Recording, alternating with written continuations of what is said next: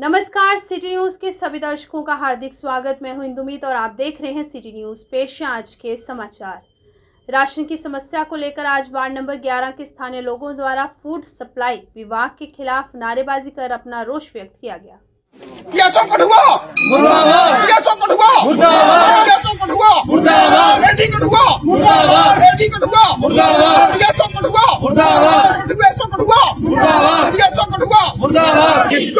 नहीं चलेगी। जी करण जी बताइए, आज जो लक्कड़ संता के एरिया में काफी लोग इकट्ठे हुए हैं, किस मसले पे? देखिए, ये हमारा वार्ड नंबर 11 जो है, जहाँ का डिपो बड़ा पुराना डिपो, ये सदियों से डिपो जहाँ पर चल रहा है। वार्ड नंबर 11 का डिपो सरकारी डिपो है ये, जहाँ पर अभी थोड़े दिन पहले मैं दावे के साथ कह सकता हूँ कि जहाँ का टीएसओ, जहाँ की टीएसओ मैडम, जहाँ का टीएसओ का रूरल का टीएसओ और जो एडी कठुआ, इन तीनों ने मिलकर 1-1 लाख रुपए में ये डिपो बेचा है। हमारा डिपो सरकारी डिपो प्राइवेट आदमी को दे दिया। अरे भाई, प्राइवेट बंदा वो भी कहाँ का, बाप को हाटी की साइड का। और जहां पर आकर वो धरने से वो और राशन डिपो उसने खोला। जब लोगों ने पूछा कि आप कौन हो भाई, आपको आपके पास कोई ऑर्डर है? मैंने भी पूछा उससे, आता आप कौन हो भाई? मैं नहीं किसी को मानता। यार, इस प्रकार की गुंडागर्दी हमारे मोहल्ले के अंदर चल रही है और धरने से कह रहा है कि मैं राशन लूंगा, जिसके अंदर दाम है तो रोक लो। ये सारी की सारी शय जो है टीएसओ कठुआ और एडी कठुआ की है, जिन्होंने पैसे खाकर इस बंदे को जहां पर डिप्यूट किया है। हमारी सभी वार्डवासियों की यही राय है कि जहां पर अगर सरकारी डिपो है तो सरकारी रहना चाहिए, सरकारी बंदे को जहां पर भेजो ना। मैंने उसको कहा कि आपके पास कोई ऑर्डर है, कोई किसी का ऑर्डर है तो बताओ हमें। कहता मेरे पास ऑर्डर नहीं है। हमारा ऑर्डर नहीं है तो डिपो बंद कर दो।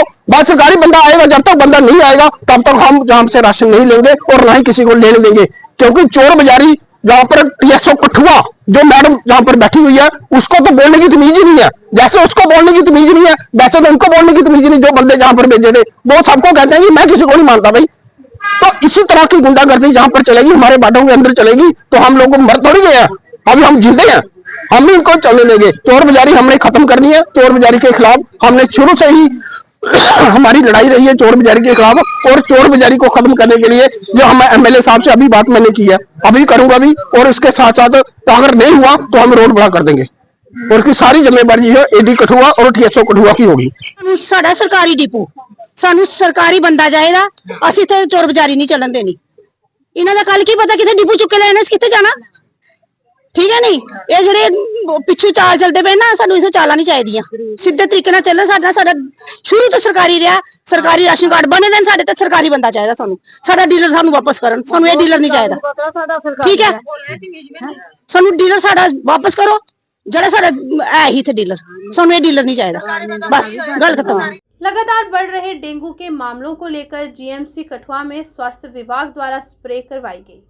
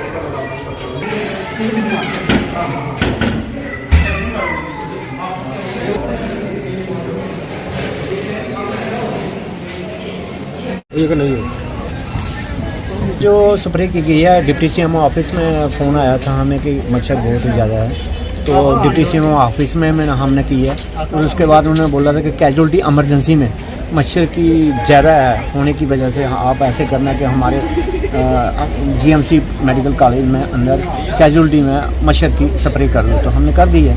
तो हम सीएमओ ऑफिस की तरफ से आए हैं और हमारी जो टीम है ब्लॉक मेडिकल ऑफिसर परोल और सुपरविज़न के लिए हमारा जो है मैं CMO office Kathua SHI senior health inspector Lokesh Raj जो रेख देख में देखने के लिए इधर स्प्रे का काम करवा रहे हैं। अभी तक कितने केस आ चुके हैं? अभी तक साढ़े 600 से ज़्यादा है, जिनमें से 500 कुछ केस जो एक्टिव हैं। अभी 70 केस जो है अब जो जिस तरह शहर में गंदगी के ढेर लगे हैं, जो गंदगी के ढेर हैं वो सब जो है वो मेडिकल का हवाला होगा तो कोई कुछ नहीं है। जो नालियाँ ब्लॉक हैं उसी की वजह से सारा सिस्टम है। तो हमारा तो जैसे भी होता है, जैसे कोई डेंगू का केस निकलता है डेली इधर से रिपोर्ट जाती है। तो हम जितने भी डेंगू पॉजिटिव केस होते हैं तो उनको हम सराउंडिंग एरिया में उनका एक केस के हम मिनिमम 60 हाउस ये हुआ है और सराउंडिंग एरिया पूरा रिकवर करते हैं और लोगों को यही अवेयर करते हैं कि लोगों को समझाते हैं कि अपना डेंगू से बचने के लिए आप अपनी साफ सफाई रखो।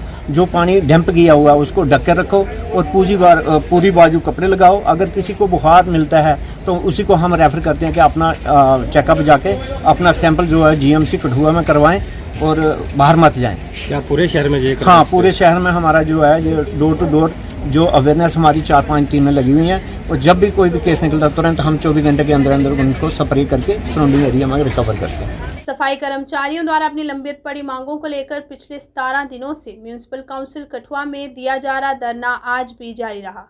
वहीं सिविल सोसाइटी के लोग भी इनके समर्थन में सामने आए व एक रोष रैली भी निकाली गई। ਜਿਹੜੇ ਸਫਾਈ ਕਰਾ ਦੇਣ ਪੁੱਛੋ ਉਹਨੇ ਹੁਣ ਕੀ ਹੋਈ ਹੈ ਕਿ ਮੁਲਾਜ਼ਮ ਵੀ ਵਧਾਏ ਨੇ ਕਿਆ ਅਫਸਰ ਕੀ ਤੁਹਾਡੇ ਬਜਟ 'ਚ ਮੁਲਾਜ਼ਮ ਕਿੰਨੇ ਵਧੇ ਤੁਹਾਡੇ ਬਾਰਡ ਦਾ ਏਰੀਆ ਕਿੰਨਾ ਵਧੀਆ ਹੈ ਔਰ ਤੁਸੀਂ ਬਣਾਣੀ ਕਿ ਜਿਹੜਾ ਅਸੀਂ ਨੇ 9000 रुपये महीना दे आने ਇਹ ਵੀ खोई है कुछ प्राइवेट कंपनी कन्नै ठेका कर लेचे तो वो ऑटो लेइए टी करते जान ना लोगों की सहूलत ना मुलाजमें की हक रहा।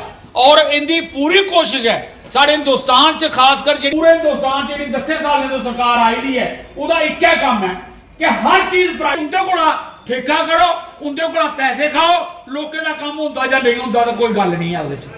अस अपने सरकारी मुलाजम तुसो थोड़े कन्नै सारा आन जान थोड़ा बैठन उधर नहीं आए तो तुम जवाब देंगे थोड़े चो कोई गल नहीं मेरी इधर काम बड़ा मैं कल आई जाके। लेकिन उन्हें प्राइवेट वाले की ऐसे कोई नहीं पूछी सकते। ऐसे तजर्बे दिखे ने बिच चलाए नहीं ने बिच ऑटो बिच कोशिशा कीतियां ने फेल होई है पैसे खाइए नठी लुटीए इयां गया। अज लोग ये लोगों की भी समझना पाओ गल बाजारियों की भी समझना पाओ सारे शहर की भी समझना पाओ कि अगर सरकारी मुलाजम रहा और उसी पूरी अगर तनख्वाह हुई वो दिल लाइए काम करेंगे और सारे कन्नै भाईचारे कन्नै सारी सेवा भी करेंगे। अगर ऐसे एगड़ा काम नहीं करके तो असें की ना उन्हें की सेवा लभनी है ना असें की रोटी लभनी है। इस वास्ते जेड़ा तुसें कदम चुके है हड़ताल करने का ये कोई गैर कानूनी नहीं है ये कोई तूफान नहीं है। अस बड़े लोगों की दिखने ये बड़ी पार्टियां पोलिटिकल पार्टियां बनी हुई हैं जिले इन्हें की कोई तकलीफ होती है तो झट बाजारा च आते तो एक पुतला लेइए फूकीए तो सड़क भी रोकी उड़ते थे लोगों का काम भी रोकते। अस अपनी जगह बैठे हैं अस कोई सड़क नहीं रोकी जी। ये आख्या आइन के थोए का जो सारा संविधान है ऐसे आइन थोए कि हर मुलाजम की अपनी एसोसिएशन बनाने का अधिकार है अपने अधिकार मिलता है कि ऐसा एक अपनी एसोसिएशन बनाई सकने ऐसा अपनी यूनियन बनाई सकने और उस यूनियन की तरफों नेगोशिएट कर सकने। बड़िया यूनियन जड़ियां रेलों दी टैलीफोन दी दुनिया उनदियां JCMO बनी दियां जाइंट कंसल्टेटिव मशीनरी सरकार ने बनाई दी कि 8-10 आदमी अपने चुन लो भैया साढ़े कन्नै गल करो तुसीं हुण अगला 8वां कमीशन देना या नहीं देना 7वें का केह् घाटा रही दा के मेरे ते क्या निक्के मुलाजमें कन्नै ऐसी गल नहीं करनी चाहिए। क्या EO साहब की थल्ले पौड़ियां उतरी है ये नहीं दिखना चाहिए शहर च कितना गंद पेदा है वो शहर वाले की सेहत खराब हो जाए कल्ले की फोग लइए फिरना रेहड़ियां चुकने ही फटाफट दौड़ी होंगे जेड़ा भी आता वो पहले आता रेहड़ी वाले की चुकता और सफाई कर्मचारी DC साहब भी मैं दिखे नवे लम्बे लम्बे अपने एक पॉइंट दसिया कानूनी कि तेरे को ताकत और लेकिन 15 दिन 16-17 दिन जाया करता है उन्होंने कोई भी प्रयास सानू नजर नहीं आता। कुतों आई गई ये आखते क्या डेली वेजर लाए दिन अस कैजुअल वर्कर लाए दिन अस नीड बेस लोग लाए दिन और नीड बेस डेली वेजर होंगी 2-4 दिन वास्ते महीने 15 दिन वास्ते 18 साल तक तुम डेली वेजरी की लगाई जाया करते हो 20 साल के लोग लगे दिन पूरी जीवन खवाई करते हैं और कुछ लोग आगे तक डेली वेजरी करिया करते हो। एक दुर्भाग्यपूर्ण है पहले जी नीति होंगी ही और नीति ये आखती होंगी ही कि अगर कोई 90 दिन लगातार काम करता है और वो पक्का किया जा सकता है जरा 240 दिन तक काम कर सकता है उसी पक्का किया जा सकता है। एक बार की गल है साढ़े गेट डूबे तक मुड़ा हा वो डेली वेजर लगे दा हा उहदे फादर मेरे बड़े करीबी है अस आख्या कि पक्का हो सकता है इसी पक्का होना चाहिए नहीं मन्ने ते अस हाई कोर्ट च उहदा केस किया और वो केस दवाबिया जस्टिस होंगे पंजाब दे उनकी कोर्ट च लग्या उन्होंने फैसला दिता है जम्मू कश्मीर च कि जिहड़ा मुलाजम 240 दिन लगातार रेगुलर नौकरी करता है वो पक्का होने का अधिकारी है अस अगे पीछे सारी जगह दिखे कर रहे हैं और खासकर म्यूनसिपैलिटी के अंदर दिखे कर रहे हैं कि ये लोग जड़ी जबरदस्त सेवा इन्ना ज्यादा सानू सुख और सुविधा देंदे सानू बचांदे साड़ी मावां तो भी ज्यादा अच्छा ये काम करने का काम करते ना करे दुख च होणगे ते शहरदारियां जी दे नाल आइए खड़ोना चाहिए। इस मंच के माध्यम चो सारे खुले आवाम की अपील कर रहे हैं कि अगर सरकार ने कोई संवाद स्थापित नहीं किया सारे विवादों का समाधान संवाद है लेकिन तुहाडे कने गलबात नहीं होती तुहाडे कने संवाद नहीं हुआ करता तो लगता है कि सरकार तुहाडे कने गल करना नहीं चाहती है। अगर तुहाडे कने गल नहीं करेगी सिविल सोसाइटी तमाम लोग इट कने इट बजा देंगे सरकार दी और सरकार की मजबूर तो इस जरा मांगन इस जल्द को जल्दी पूरी करन और इस तरीके कने ये आगे बढ़े ताकि तुहानू भी सुख सुविधा मिले सारे को तकलीफ कोई सूझ लैन आया कि ये सफाई कर्मचारी जुसी भारत देश दी कुते भी किसी कंट्री दी मां आख्या जाता सफाई कर्मचारी क्योंकि जिंजा एक मां अपने बच्चे का ख्याल रखती है इंजा सफाई कर्मचारी जिहड़ा है वो पूरे शहर का ख्याल रखता है और दूसरा उस मां की तकलीफ आती है इस प्रशासन की नींद नहीं इस नींद की खोलने वास्ते अज 17 दिन लगातार हुई प्रोटेस्ट करते हुए और अं अंबेडकर सेना मूल निवासी सिविल सोसाइटी के लोग साढ़े जन जागृति मंच और जिन्हें भी अं लोगों इकट्ठा करने की कोशिश करके अगर प्रशासन ने अगर सैकटरी ने अगर गल नहीं मनी तो जल्द जड़ा है जिन्हें जम्मू कश्मीर के विच ये प्रोटेस्ट होने लगे हैं इसे और उग्र प्रदर्शन करके और मैं प्रशासन की दसना चाहना कि तुम जड़ा ये डेली वेजर के तरीके करना सिर्फ 1-2 रुपए महीने पर तुम रखते हो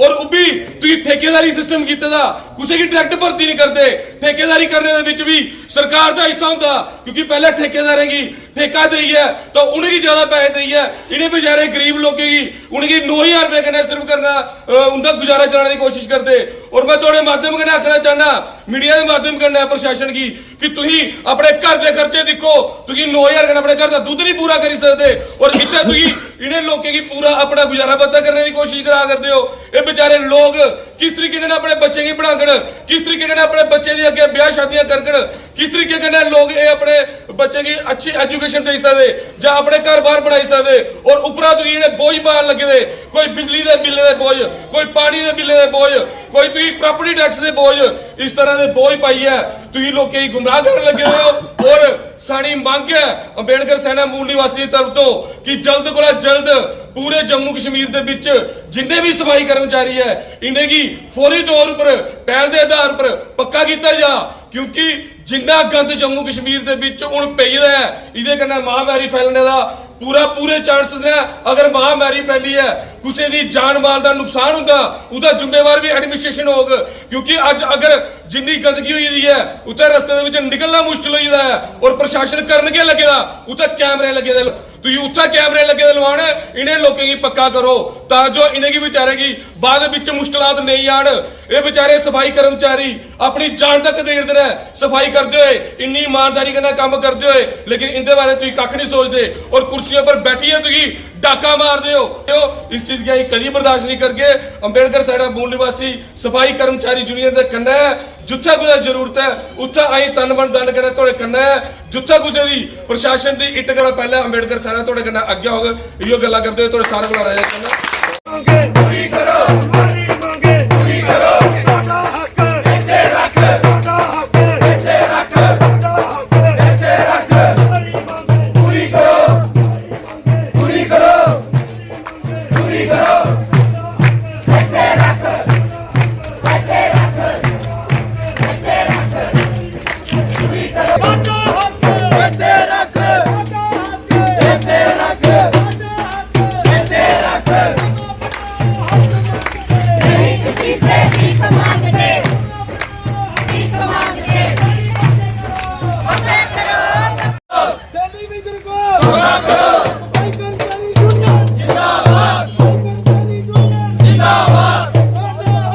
जहाँ पर जो हड़ताल हुई है ये अपना हक जो है जायज़ मांग कर रहे हैं कि इन्होंने 18-18 20-20 साल हो गया कच्चे लगे हुए डेली वेजर और पोस्टें भी खाली हैं और उनको पक्का करने की ये कोई कोशिश नहीं कर रहे और ना कोई कदम उठाया गया। पहले तो हम सोचते थे कि सरकार कम से कम ये तो काम करे कि इनके बेसिस बढ़ाए, ना इनके बेसिस बढ़ाए। वही 9000 पर लगातार उसी पर रखा गया है और आज इनके पास पोस्टें खाली पड़ी हैं और उन पर भी नहीं लगाने को तैयार हैं। और एक और हैरानगी की बात है कि कठुआ में वार्ड 21 बन गए और 243 से मुलाजिम जो जहां काम करने वाले थे वो 112 पर आ गए। यानी कि जितनी एरिया बढ़ा मुलाजिम उतने कम कर दिए गए, कर्मचारी उतने कम कर दिए गए। इससे ये साबित होता है कि सरकार सीरियसली सरकारी कर्मचारियों से काम करवाने या करने में कोई दिलचस्पी नहीं रखती। और उसी काम से फिर दूसरी बात आ जाती है कि शहरदारी जो नागरिक है इस कठुआ के उनके हक में नहीं करना चाहती और जितना कम काम होगा उतना ही शहर का हालात बुरे होंगे। आज 17 दिन से जितना गंद पड़ गया है इनकी नक बेचारे को हड़ताल करने के बाद से, वो गंद अगर इसी तरह आगे बढ़ता गया हज़ारों टन जहां पर गंद पड़ चुका है और ये लाखों में पहुंच जाएगा। और उससे क्या रिजल्ट निकलते हैं? उससे फिर रिजल्ट निकलते हैं बीमारी, अलग अलग किस्म की जो इन्फेक्शन है और बच्चों को डेंगू दूसरे तीसरे बीमारियां निकलेंगी